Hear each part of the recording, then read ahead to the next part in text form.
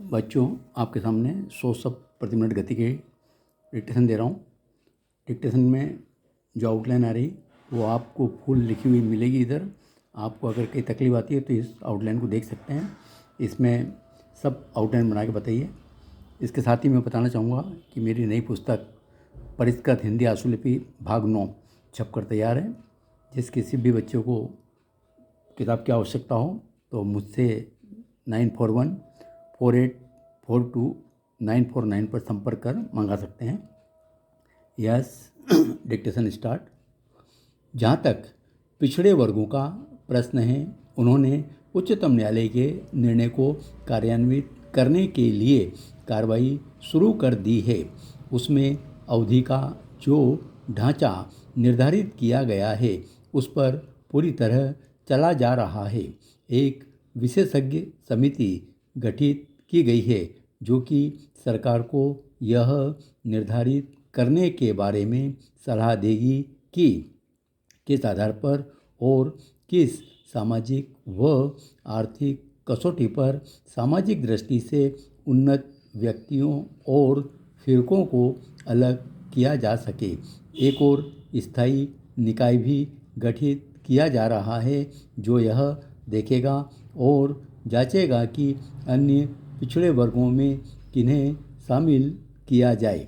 यह निकाय इस सूची में ज़रूरत से अधिक और ज़रूरत से कम पिछड़े वर्गों को शामिल करने की शिकायतों पर भी विचार करेगा।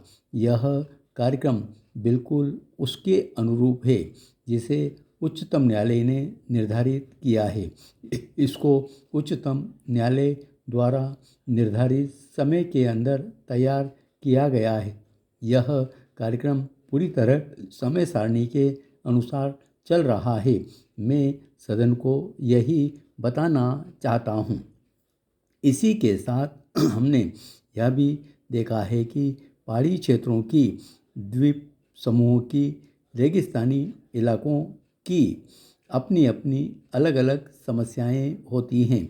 पहाड़ी इलाकों की समस्याएं रेगिस्तानी इलाकों से और विशेष कठिनाइयों वाले इलाकों की समस्याओं से बहुत ही भिन्न होती है। हमने यह भी देखा है कि तटवर्ती इलाकों की समस्याएं अन्य इलाकों की समस्याओं से बिल्कुल अलग होती है। चाहे तूफान हो या ज्वार भाटा हो या ऐसा और कुछ हो, भारत का समूचा तट कुछ खतरों का, कुछ प्राकृतिक विपदाओं का सामना करता रहता है। जब ज़रूरत होती है तभी हम सहायता करते हैं, परंतु किसी प्राकृतिक विपदा के बाद यह संभव नहीं होता कि पूरी हानि की भरपाई कर दी जाए। मैंने समुद्री तूफान से पीड़ित इलाकों का दौरा किया है और ये तूफान हर वर्ष आते हैं। यह पता नहीं चल सकता कि तट के कौन से भाग को तूफान से नुकसान पहुंचेगा, इसलिए समूचे तट पर खतरा बना रहता है।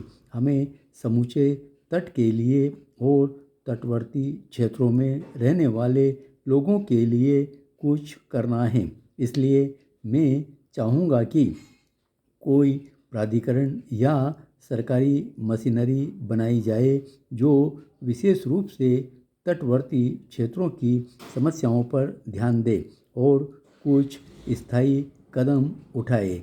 ऐसे कदम नहीं जो साल दर साल या मौसमवार उठाए जाते हैं।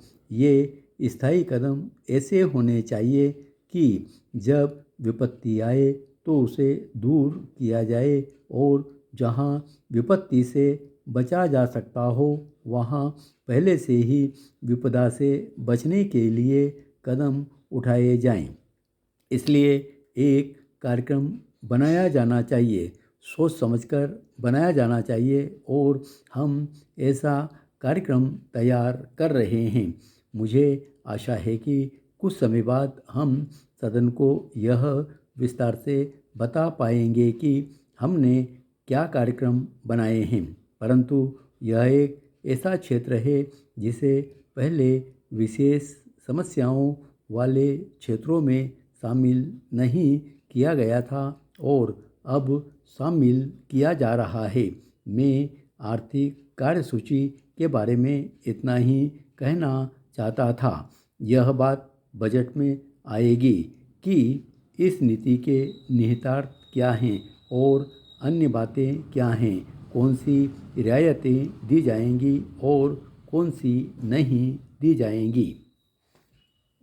धन्यवाद।